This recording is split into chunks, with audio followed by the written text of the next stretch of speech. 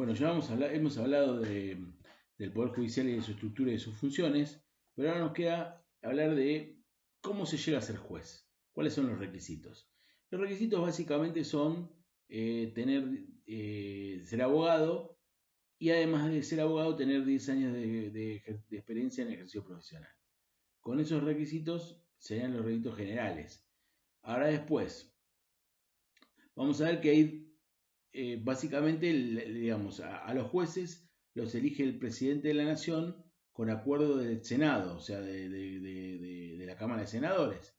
Pero los jueces de la Corte son así, pero los jueces de primera instancia o de Cámara tienen un procedimiento previo en el que participa un órgano que establece la Constitución, que es el Consejo de la Magistratura. El Consejo de la Magistratura es un órgano constitucional, tenemos un consejo a nivel nacional y también tenemos Consejo de la Magistratura en las distintas provincias argentinas. Estos órganos son los que se encargan de varias funciones, entre ellas la de intervenir en el proceso de selección de los jueces.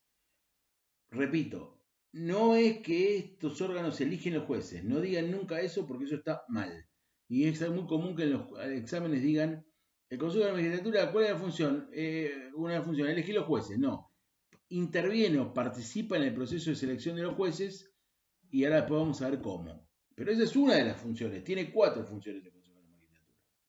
Entonces, empecemos de vuelta. El Consejo de la Magistratura, hay uno nacional y hay uno en cada provincia, tiene varias funciones y es un órgano constitucional, es decir, está mencionado en la Constitución nacional y en la de cada una de las provincias, y es un órgano que depende o pertenece al Poder Judicial, no es un órgano autónomo, sino que es parte del Poder Judicial, y en general nosotros vamos a hablar del nacional, pero estas funciones se replican en los de las provincias. Tiene básicamente la primera función del Consejo de la Magistratura es administrar el presupuesto del Poder Judicial. Fundamental. Maneja los fondos. Segunda función. Interviene en el proceso de selección de los jueces.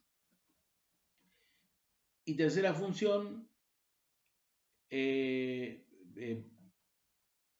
dijimos, administra el presupuesto, interviene en el proceso de selección de los jueces, controla la disciplina de los jueces, controla cómo los jueces ejercen su cargo, y eventualmente la última función es que en caso de constatar irregularidades es el acusador ante otro órgano que es el jurado de enjuiciamiento, que después vamos a ver. El Consejo de Magistratura es un órgano que tiene una composición multidisciplinaria, es decir, que la composición del Consejo la ejercen varios funcionarios. El Consejo está compuesto por 3 jueces nacionales, 6 legisladores, 3 diputados y 3 senadores, 2 abogados de la matrícula federal, un representante del Poder Ejecutivo, un representante del ámbito científico y académico. Es decir, que tenemos, piensen, 3 jueces, más 6 legisladores, 9, más 2 abogados, 11, más un representante del Ejecutivo, 12, más un representante del ámbito científico y académico, 13. Son 13 miembros. Estos 13 miembros entonces tienen 4 funciones. La primera, dijimos, administran el presupuesto del Poder Judicial. La segunda es que hacen el control disciplinario de los jueces. La tercera es que participan en el proceso de selección de los jueces de primera instancia y de Cámara, no los de la Corte.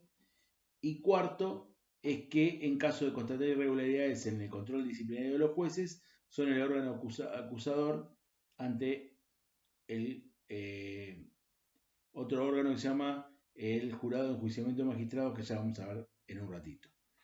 Entonces, ¿cómo participa en el proceso de selección de los jueces? Bueno, el Consejo de la Magistratura, cuando hay un juzgado vacante, sea porque es un juzgado nuevo que recién se crea, o sea porque el juez que estaba, digamos, se jubiló o falleció, o fue destituido por mal desempeño en sus funciones, sea cual sea la causa, hay un juzgado vacante que requiere nombrarse un juez.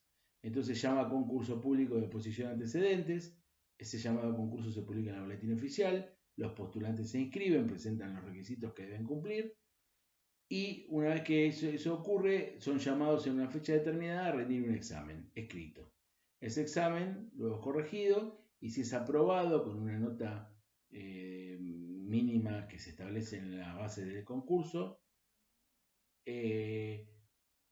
por lo general es 60, pero puede ser 40, pasan a una segunda etapa, que es la etapa oral, donde se los evalúa en los antecedentes curriculares y laborales, y además deben defender su examen y algunas otras preguntas que le formula el tribunal evaluador. Una vez que eso está cumplido, estos candidatos o postulantes son evaluados con un número de acuerdo a su desempeño en el examen escrito y en el examen oral o en la instancia oral, y eso forma lo que se llama una orden de mérito. Esa orden de mérito se toma después en cuenta los 3 mejores postulantes con mejor puntaje, con mejor calificación, y se forma una terna. El Consejo de la Magistratura eleva esa terna al presidente, el presidente de esa terna elige a uno de esos 3 y debe enviarlo al Senado para que preste conformidad. Es decir, que los jueces de primera instancia y los jueces de Cámara son elegidos por este procedimiento que empieza con el examen del Consejo de la Magistratura y la formación de la terna. Luego el presidente elige uno de los 3, por terna, porque son 3 nombres, el presidente elige uno y el Senado lo aprueba. En cambio, los jueces de la Corte no pasan por el Consejo de la Magistratura, directamente los propone el presidente, no es que propone 3, propone 1 y el Senado aprueba o no. Esa sería la cuestión. Ahora, dijimos que además de participar en el proceso de selección de los jueces y administrar el Poder Judicial, hacen el control disciplinario, es decir, controlan que el juez se comporte con probidad, moralidad, honestidad, ética, que el juez cumpla sus funciones adecuadamente, que el juzgado se abra y cierre en horario, que el juzgado dicte sentencias, que resuelva conforme a derecho. Todo esto, que el juez sea un juez honesto. Todas estas cuestiones el Consejo de la Magistratura las controla. Detectada una irregularidad por el Consejo, o sea, por el propio Consejo, o ante una denuncia que tenga cierta verosimilitud, porque una denuncia infundada no, pero si la denuncia tiene cierta verosimilitud, el Consejo de la Magistratura debe convertirse en acusador y presentar la denuncia contra el juez ante otro órgano que es el jurado de enjuiciamiento de magistrados. ¿Cómo funciona esto? Bueno, el jurado de enjuiciamiento de magistrados en realidad primero debe formarse, es decir, no es un órgano permanente, sino que es un órgano que se forma para juzgar a un juez en concreto. Entonces, cuando el Consejo de la Magistratura constata un incumplimiento, una irregularidad de un juez en el desempeño de su cargo, lo primero que tiene que hacer es pedir la formación del jurado de enjuiciamiento. Una vez que el jurado de enjuiciamiento se forma, el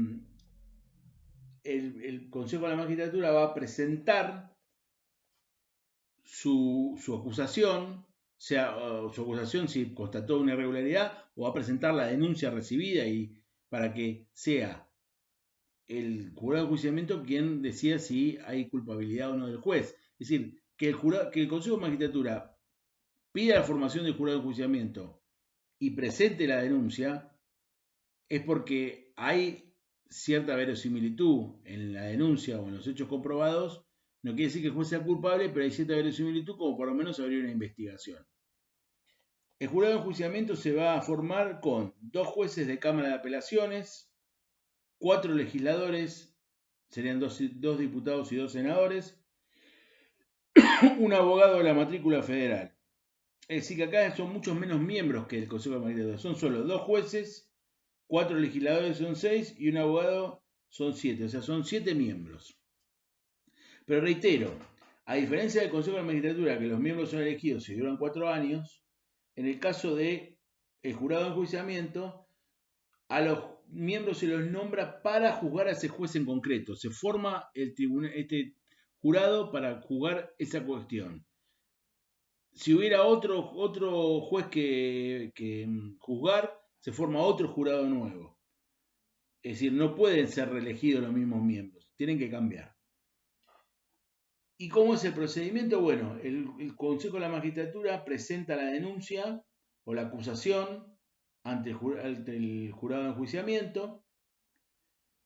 De esa acusación se le corre traslado al juez acusado, quien tendrá oportunidad de defenderse y de presentar su descargo, y luego el jurado de enjuiciamiento resolverá. La resolución va a ser o culpable o inocente. Si es culpable, se lo destituye del cargo, y si es inocente, se lo ratifica. Paralelamente puede pasar, dependiendo del caso, que al juez se lo suspenda preventivamente del cargo. Esto se daría en el supuesto en que el jurado de enjuiciamiento considera que por la gravedad de la acusación no sería conveniente que el juez, mientras dure el proceso, continúe administrando justicia. Es decir, por ejemplo, un caso de corrupción grave, sería inaceptable que un juez acusado de casos de corrupción continúe dictando sentencias y resolviendo casos mientras tramita su proceso para definir si se lo destituye o no. Entonces, en esos casos se establece una suspensión preventiva del juez en su función, se nombra un suplente, hasta tanto se resuelva el jurado de enjuiciamiento. Si el jurado lo declara culpable, nombra la destitución, y si lo declara inocente, el juez continúa en su cargo. No obstante, esto no implica que además de ser declarado culpable, si quedó fuera y que se lo destituya, el jurado de enjuiciamiento presente ante la justicia la denuncia pertinente, los elementos pertinentes, para que sea la justicia la que establezca si hubo un delito penal, porque más allá de destituirlo o no, hay una violación a una ley. Si hubiera una violación a una ley penal, después habrá que ver, el Poder Judicial será quien se encargará de sancionar o no a ese juez una vez que ya dejó de ser juez y dejó de tener los fueros de juez. Bueno, con esto ya vimos entonces qué es el Consejo de la Magistratura, cómo interviene en el proceso de selección de los jueces de primera instancia y de cámara, y qué es el jurado de enjuiciamiento. El jurado de enjuiciamiento de magistrados también opera únicamente para los jueces de primera instancia y de cámara.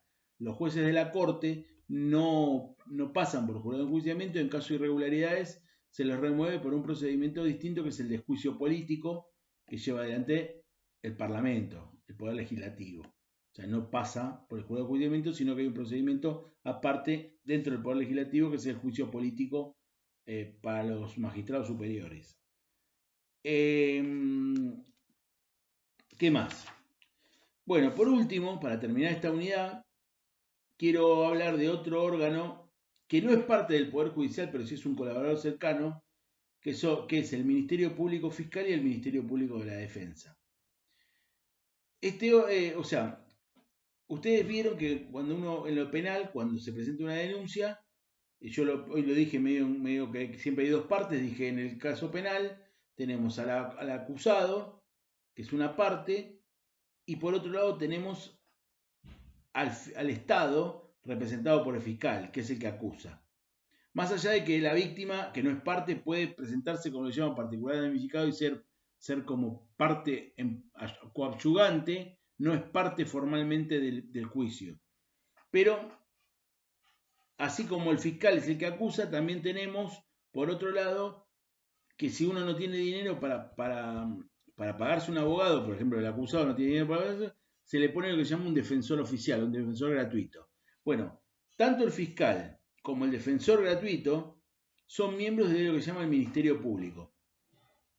Ese Ministerio Público es un órgano que durante años se lo disputaron entre el Poder Judicial y el Poder Ejecutivo.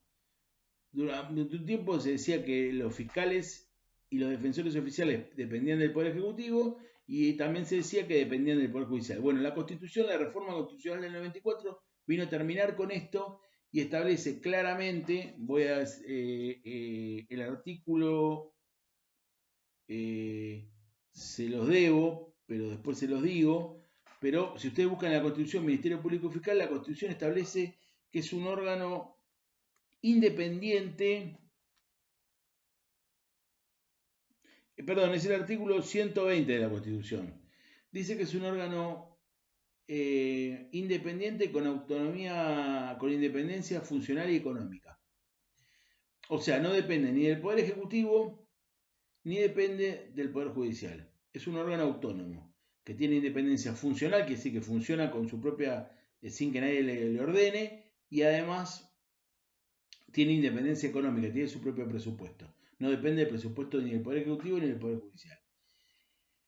Obviamente hay un defensor general y un fiscal general, que son los jefes del Ministerio Público Fiscal y del Ministerio Público de la Defensa, y cada uno tiene a cargo, uno los defensores oficiales y otro los fiscales. Y bueno, como dije, unos son los encargados de acusar en casos penales y los otros son los encargados de defender a las personas que no se pueden valer, no cuentan con medios para tener un abogado, en función de lo que dice el artículo 18 de la Constitución Nacional, que nadie puede ser privado del derecho a defenderse, nadie puede ser privado de su defensa en juicio. Entonces, para garantizar el derecho constitucional a la defensa, es que el Estado, que existe el Ministerio Público de la Defensa y los defensores oficiales gratuitos para quienes no pueden pagar uno privado, y además el Ministerio Público Fiscal, que es el titular de lo que se llama la vindicta pública, el titular de la acción pública para perseguir la violación de la ley y los delitos. Bueno, con esto damos por terminado la unidad número 8. Y bueno, nos vamos a estar viendo próximamente en la unidad número 9. Así que bueno, será como siempre, hasta la próxima.